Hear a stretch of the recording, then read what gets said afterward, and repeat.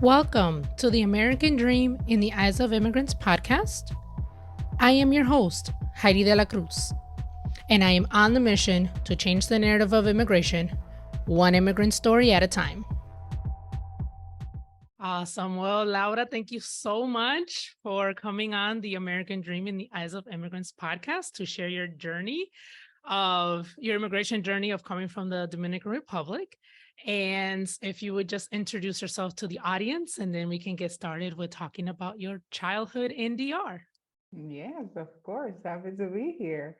My name is Laura Fortuna. I left the Dominican Republic towards the US when I was 18, right after high school. But my immigrant story started when I was 3 years old. Oh, I okay. first migrated to Switzerland because my my mom, my mom was went there. She was working there, and then we went back to the Dominican Republic, and I then went to the US at 18. Also, my mom kind of made that happen for me and my Yeah. brother. So that's kind of where my American immigration journey started.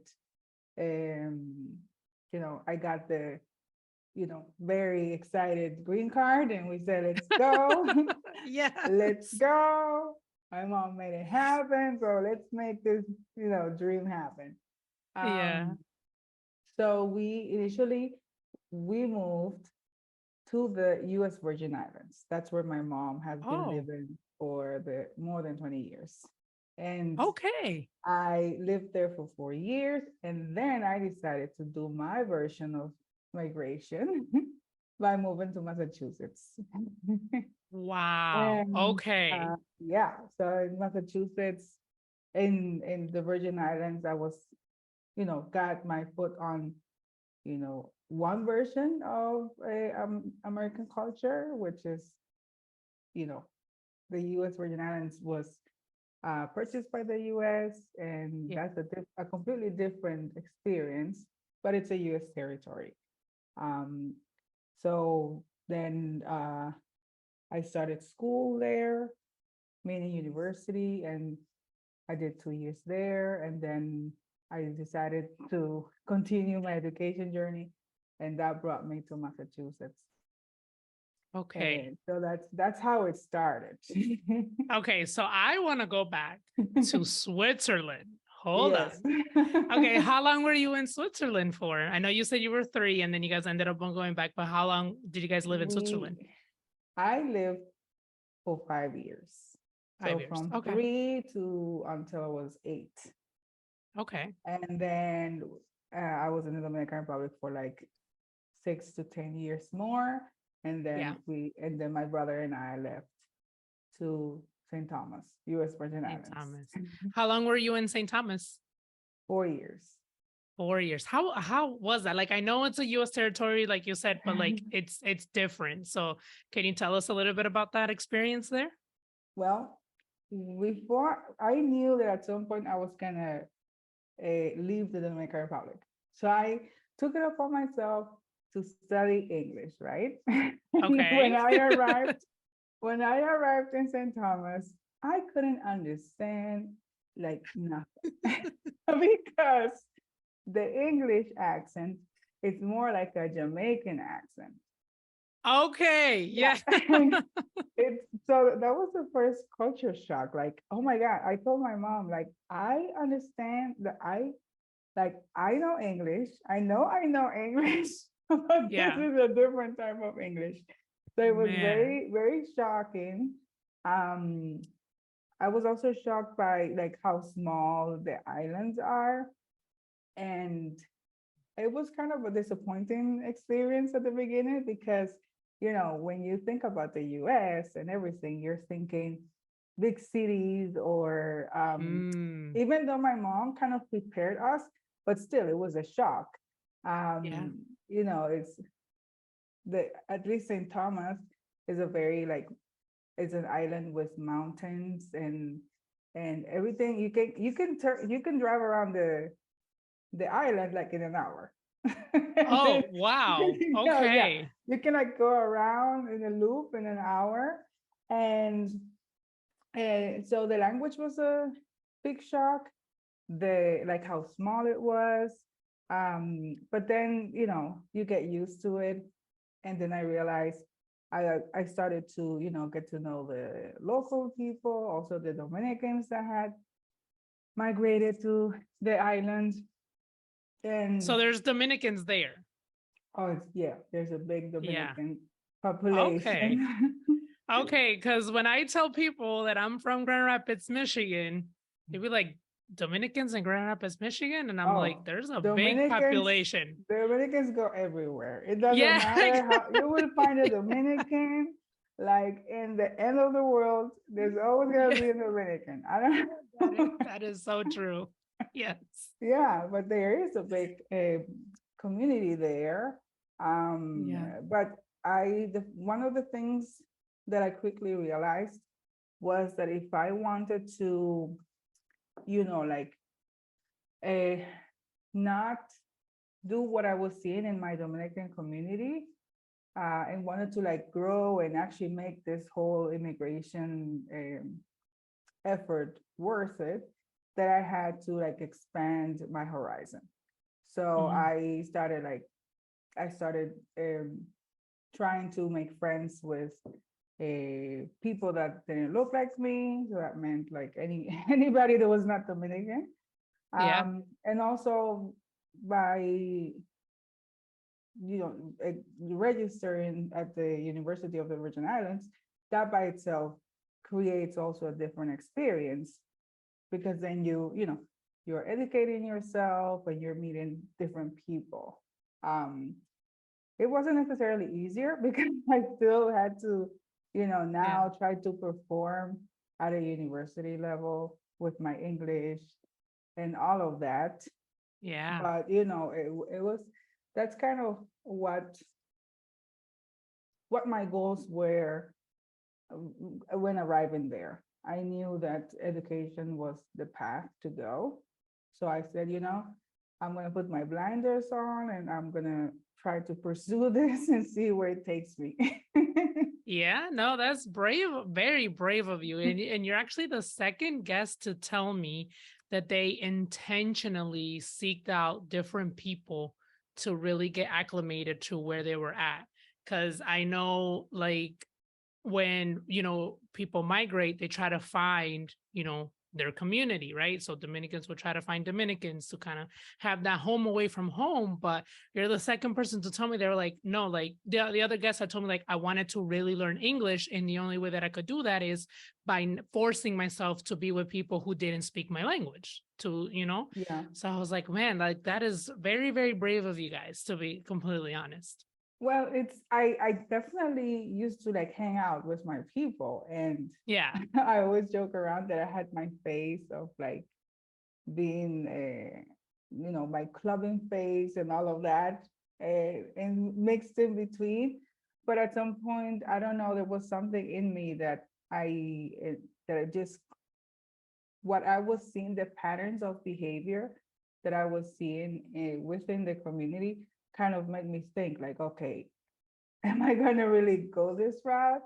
Mm, Or there were times where I found myself like sucked into, behaviors that were probably not as, um, that were not, going to help me to really, make it worth it.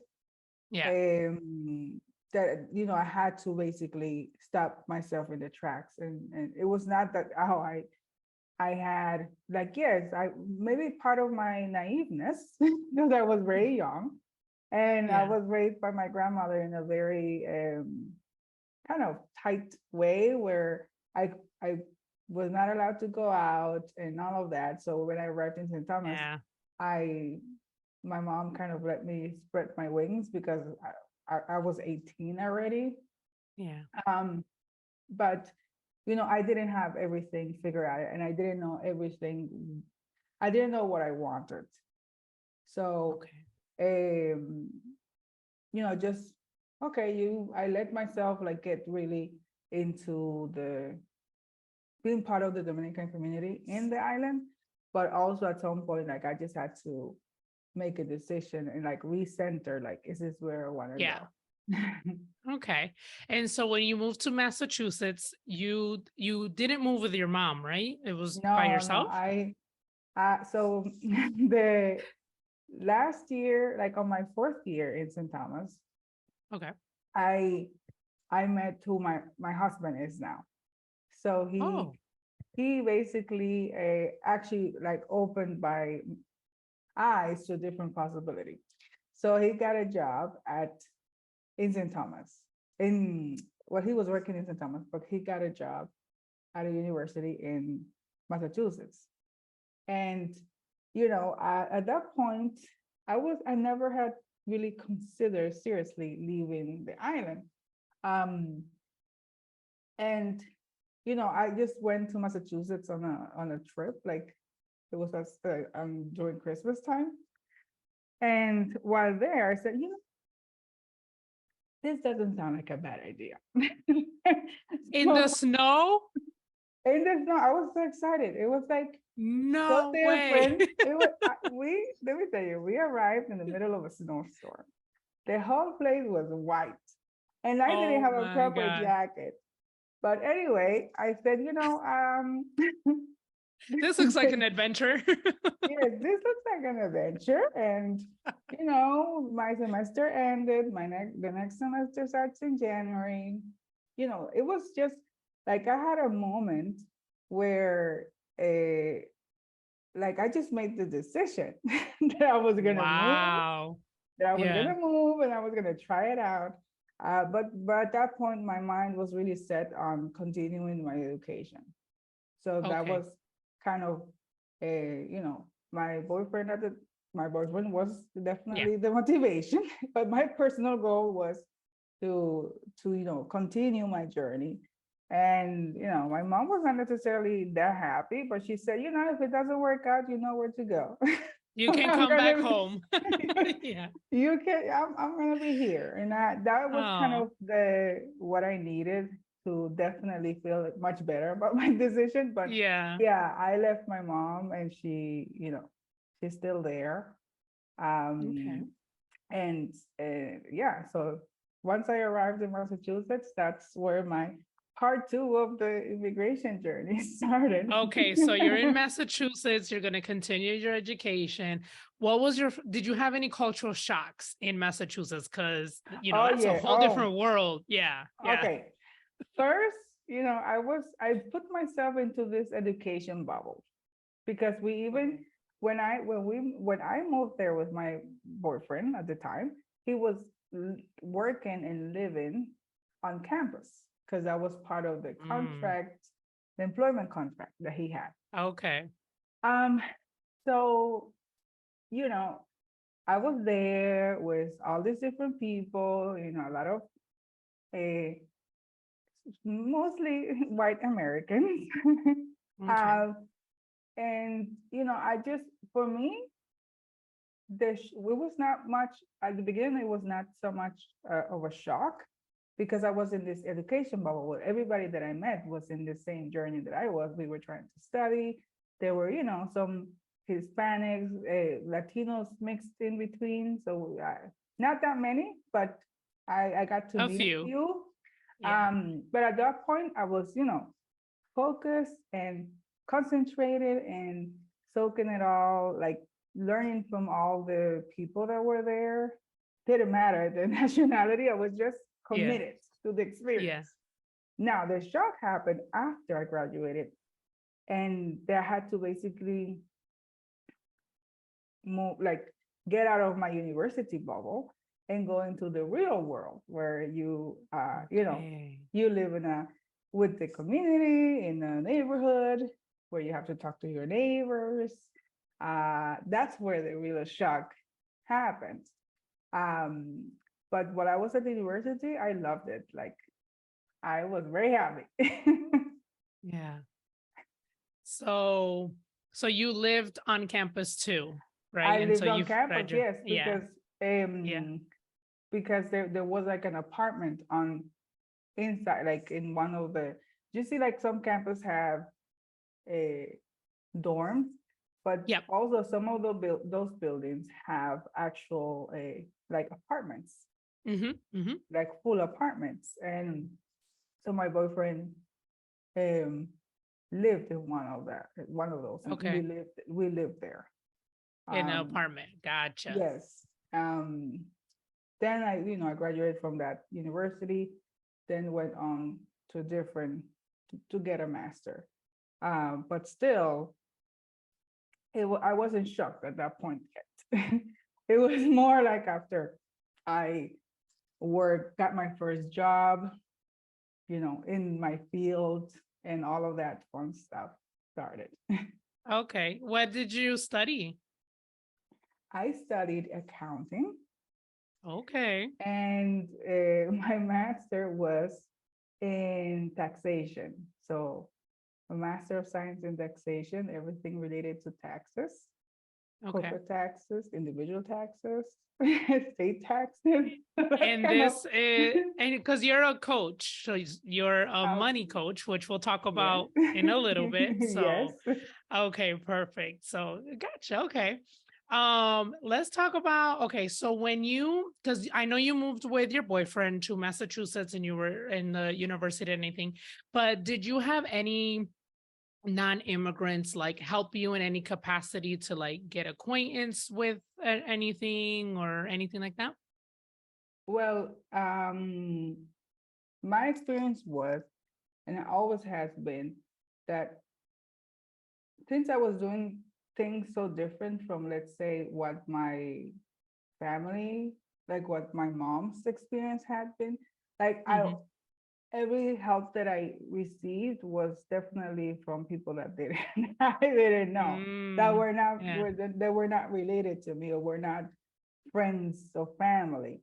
Um, so definitely, it was part of what I quickly understood, that first you have to get you know surround yourself from people that will expose you to different reality, and also you Mhm. need to kind of be open to ask for help and just ask Oh, questions, yeah. Yeah. right? And ask True. questions. Yes. So absolutely, I everybody I had no idea. I knew nothing other than what my boyfriend, who is German, by the way, he was Okay. not Dominican either. Oh, uh, okay. so I knew what he could help me with, and Yeah. whatever I could, get from anybody else that was not related to me. Um, Gotcha. I Okay. did have positive experiences because, you know, sometimes, at least in my experience, um, people were, obviously you don't, once you get to know a lot of people, there are people that probably don't have the best, they're not the most helpful, but I did get to meet people that were willing to, kind of invest in you. Yeah. Usually my professors, my professors Okay. Okay. were the ones that I would always be asking questions, or my classmates. Um, then later on at work, but that's where my sources of information and guidance were, Okay. and obviously with a mindset of not feeling ashamed of not knowing something, being open to, feedback, even on your when you don't say things in English properly. Like it's Yes. Oh fine. my gosh. Yes. Like it's fine. And people will, it's okay if someone corrects you, you just like, you know, take Yeah. it. You take it, you accept it, and then you just You move on. learn and you move on. Yep. Exactly. So, how long from when you moved to Massachusetts? How many years did went by before you were able to visit DR again? um, well, while I lived in St. Thomas, I visited the Dominican Republic a few times. That A few because times. I was, since my mom herself was an immigrant, like we were raised by my grandmother. I still had, you know, my tie to the Dominican Republic has always been my high school friends and my grandmother and extended family. So I always made it a point to go back. Yeah. In Massachusetts, where I started, getting more involved in things, and Yeah. and school was just more intense. I think it took me like 2 or 3 years Okay. to go anywhere. I was just stationary Yeah. in Massachusetts, trying Yeah. to Yeah. figure it out. But yeah, it took like 2 to 3 years. And how was that experience going back after 3 years? Oh, once you start doing things differently for yourself, away from like your family, like from everyone in your family, and you kind of visit back, you start noticing things. Yes, you do. Things can be kind of a shock, right? Because you get used Yeah. to, I call it the American order, where, you know, in society, there are orders, there are Yeah. norms, and you kind Yeah. of get used to that. But then when you go back to your country or where you come from, you start noticing the chaos, the like how dysfunctional everything is. You start wondering like, Man. how did I survive here? Yeah. How Um, do people still live here? no, like, how did I really survive here? And how is it possible that I didn't notice how dysfunctional this was when I lived here? Yeah. Um, so that's definitely, I remember very well noticing those little things. And also, there are things that you definitely appreciate of how you were raised. Yeah, Um, for sure. but yeah, so there's my experience, there has been two sides of uh, every time you reinsert yourself in your Yeah. country or of birth or Yeah. where you're No, coming from. and that's why it's people should make it a point to travel outside of the Yes. US to go see other countries just Mm, to see the difference of like how society is, the different yes. norms and things like that because it's yeah, like different countries is very very different. You can learn a lot too. And even within the US, I mean, That too. I was Yeah. I was in the Northeast, but I traveled to like the Northwest, and it's like a different vibe, as Mhm. I call it. Yes. So even if you can, let's say, travel internationally, which I have done and I love it, if you can start like in the In the US, US, yeah. you will learn a lot. That that is true. that your experience will be different depending on where you live, um, and because every region of the US has their Mhm. little ways of doing things. That is very, very true. So did you ever work as an accountant or did you work in corporate Yes. America? Yeah, you did. For how long? So when I was in school, my first real experience, um, I did an internship with an accounting firm. Then I did another one, and eventually I went to work for a multinational accounting firm. Um, and let's say if you add up all those experiences, I would say between 3 to 5 years. But I quickly realized Mm. that was not going to work out for me. Okay. After doing my master, Yeah. I'm telling you, I got so focused on, Mhm. doing this, making this American dream thing that I had to live. And that was kind of my goal. Like I had to go all the way. So I did the master, I got my CPA license. I went to work like the best accounting job um, in my field. And and then I was just shocked how my personality clashed with the demands of that job, Mm, and how, how demanding it was, how many sacrifices you had to do to make, yeah.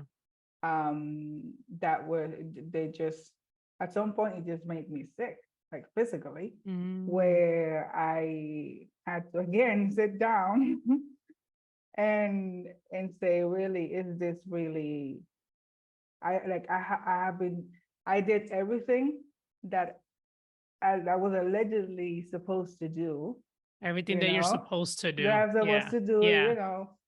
which is the American dream. You go to school, you get a job, and then you get the house, you do this, you do that.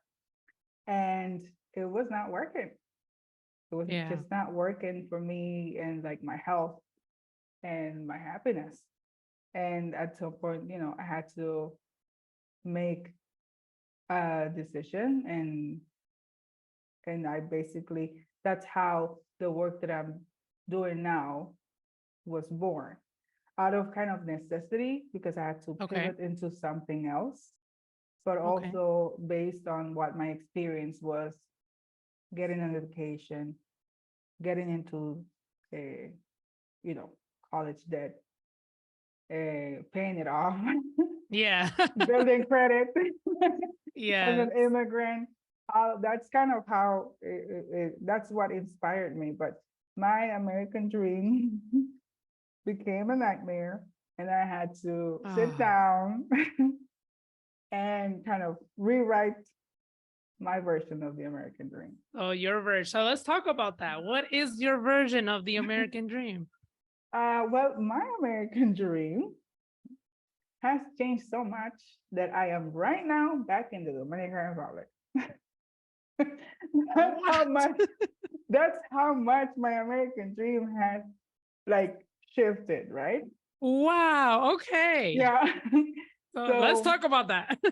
in a nutshell, for me, my American dream is having the ability to live where I want, while just living according to my values and what I want. Mm, mhm. Um, that is independent of location, that is independent of, um, and obviously it all is able, all of that is possible because of the steps that I took to be able to, let's say, now be able to make a living, let's say, with a American education, with like US clients, and not necessarily living in the US. Yeah. Um, Yeah. and that's kind of what my version of the American dream is now. And I'm in the Dominican Republic because um, the pandemic kind of made that, kind of opened my eyes to that Okay. possibility. And at the time when the pandemic started, I had just started a new job in finance arm of one of the Boston universities, like one of the big universities in Boston. And because everything was remote, they allowed me to kind of work from anywhere. And that's kind of where this whole idea of like, okay, I'm here in Boston, there's winter, and let's try, let's go back to the Dominican Republic. Obviously, my husband supported that. He was the one with the idea. I had not, Okay. like, I was not thinking about that at that point. And we came to the Dominican Republic.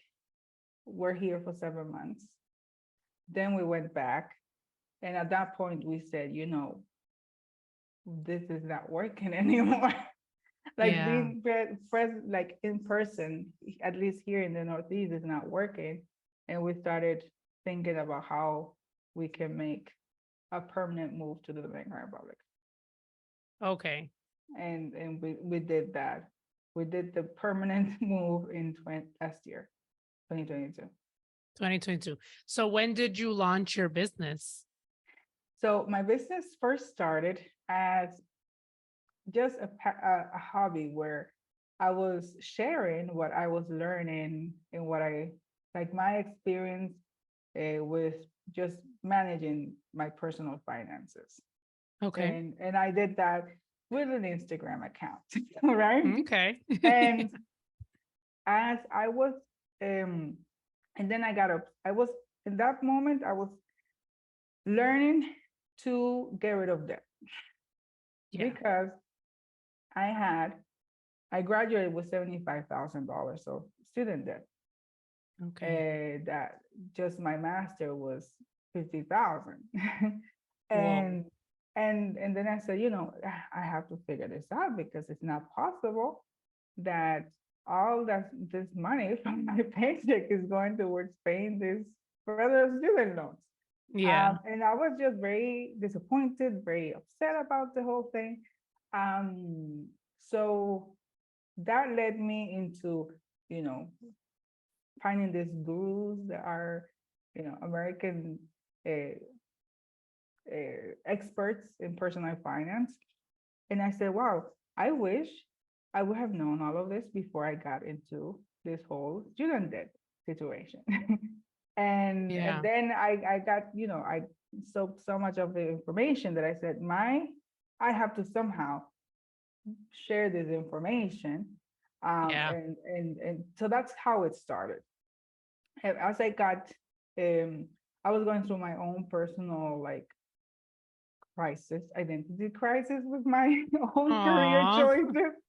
I Yeah. then said,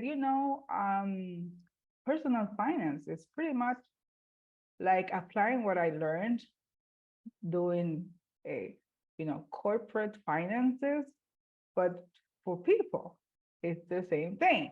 Like you still, as a person, you need to manage your income and your expenses and the credit for the company and all of these things. And I Yeah. said, wow, then it looks like there is somehow like there is something in common. So then slowly I started just getting more serious about it. And and I started that in 2019. Yes. Okay. And only last year is when I really got serious about it. Okay. So, even if you have an interest in something, it can take you years to either explore, figuring out how you want to do it, uh, take it as a hobby at the beginning, but it has been a journey. It's taken a few Yeah. years to Yeah. like be now where I really know where I want to go. Okay. So that's how you shaped your own American dream. And now Yes, you are, yes, where you are now. Okay. yes, that was part of reshaping my American dream. Yeah. That you don't necessarily have to be, um, that you have options. That Yeah. it's not only one path, Yeah. or that if something doesn't work out, that you're completely destroyed. And now, like everything, Yes. like, oh my Yeah. God, this is not working. I'm going back to Yeah. where I'm coming from. No, like there are options, and that if you again open yourself to talking to people and to maybe go to therapy. I had to do a lot of therapy, Okay. Yeah. to figure that out. That definitely has impacted my mindset and how I kind of take like be grateful for all the experiences that I have had and the Yeah. things that didn't go so well, and Yeah. basically just you know pick up my pieces and reshape it into something else. Yeah. And So it is possible. that's the beauty of, the United States, that there is there's different dreams, American dreams for different people. Yes. And it doesn't look the same for everybody. And you can make your own. So it's like, oh, let me try this. This isn't working out. I realize I don't like this. Let me try something else. And Yes. there's just so many possibilities and things that you can do. You don't have to stay stuck in a place or any that you're unhappy. You don't have to Mm, stay there. You can, like, I love how you said that you reshaped it and made it yours. You made it your yes. own. But one Yeah. of for that to happen, there has to be some level of humility and Oh yeah. accept, like it's not that easy. It's Yep. not like, oh, you're gonna wake Yes. up today and you're gonna say, you know what, today's the day I'm gonna change my life. That doesn't work that way. Yeah. It's gonna take a few weeks, maybe months, and even years. But Yeah. to have the, like, to be honest with yourself and say, this is not working. Mm-hmm. I don't know where what am I supposed to be doing. I don't know how to change my situation, but to just the first step is to accepting and realizing that this is not Yeah. working.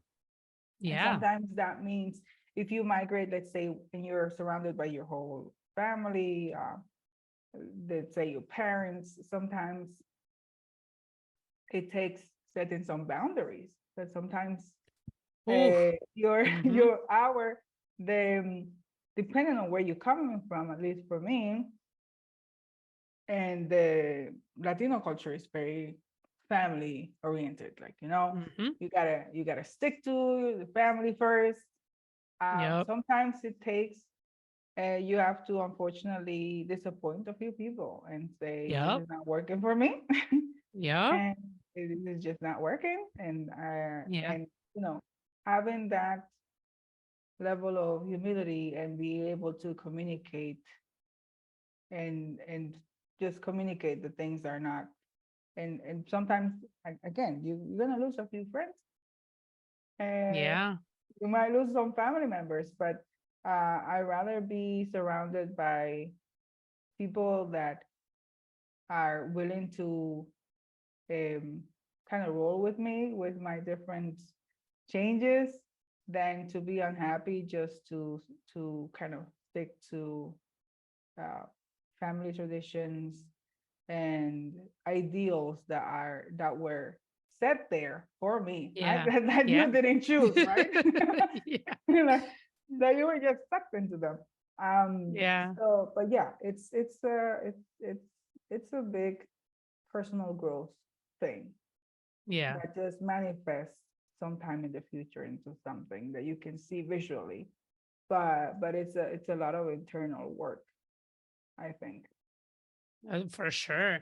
So tell us, so who are the type of clients that you help? I help specifically Mhm. Latina immigrants. So people like me Okay.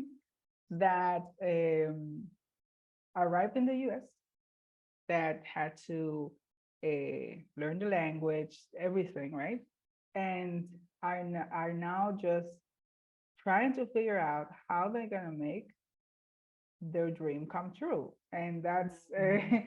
basically teaching Latin immigrants in the US everything from how to build credit, um, budgeting, saving, paying off debt, um, learning about investing for the retirement, very important, investing for Yes. retirement, and Yes.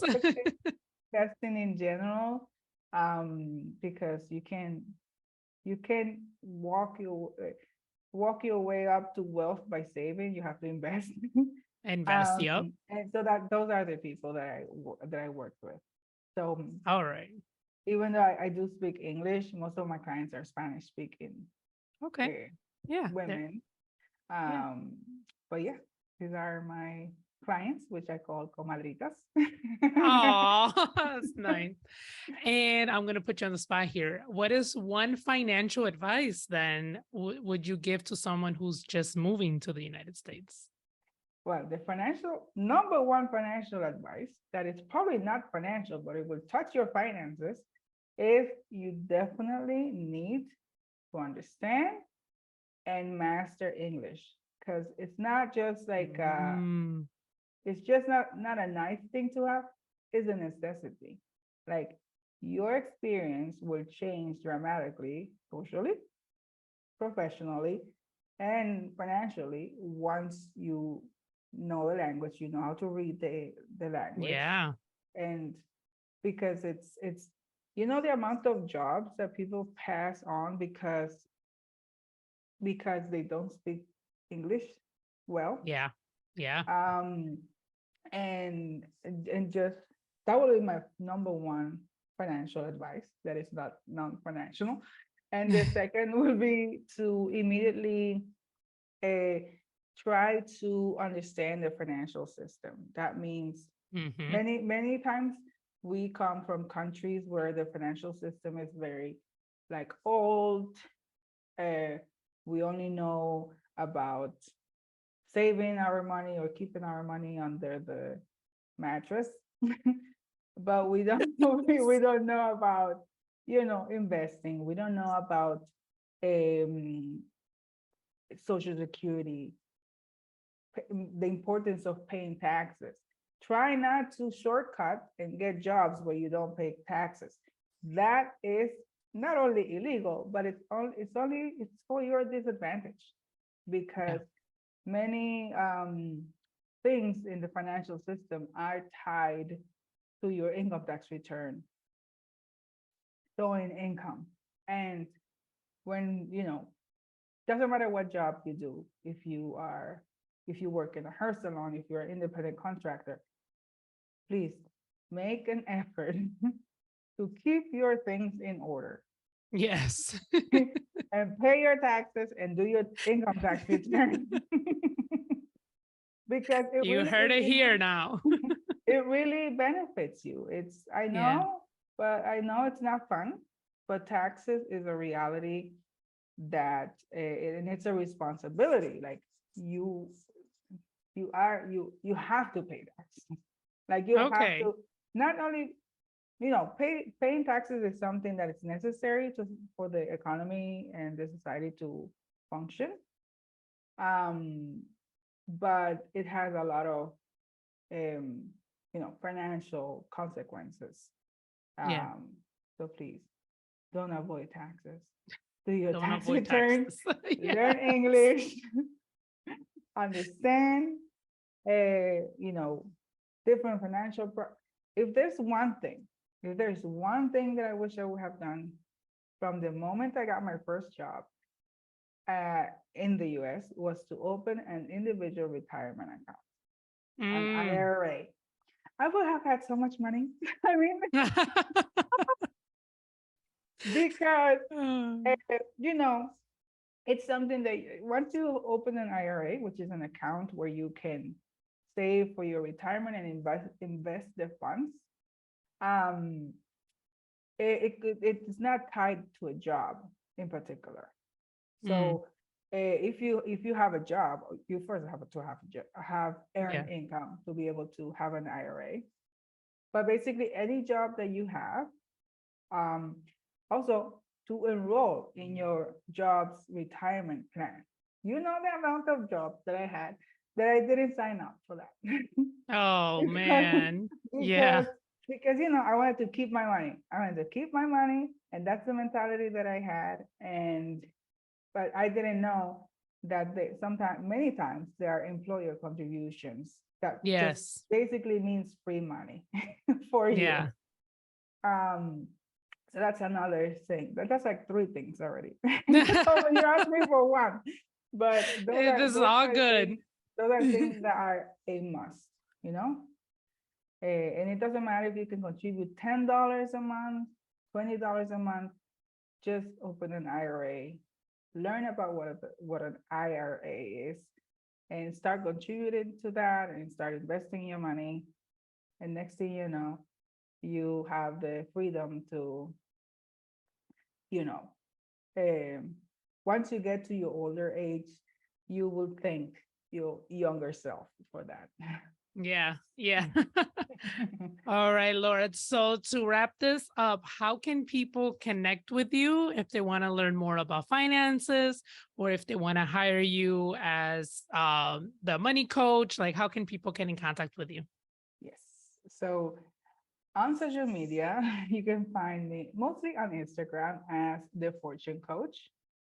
I provide personal finance, um, like coaching calls, and right now I have like a full on coaching program where we work, hand to one, and with accountability on all the steps that people have to take um, to improve their finances, and that will be different for everyone because Okay. everyone has a different situation.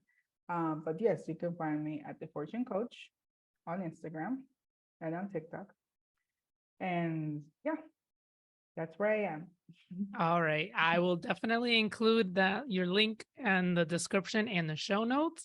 And I just want to say thank you so much for your time, for sharing your amazing journey, and for sharing how you created your own American dream. And yeah, just thank you so much for this. This was so insightful and I learned a lot.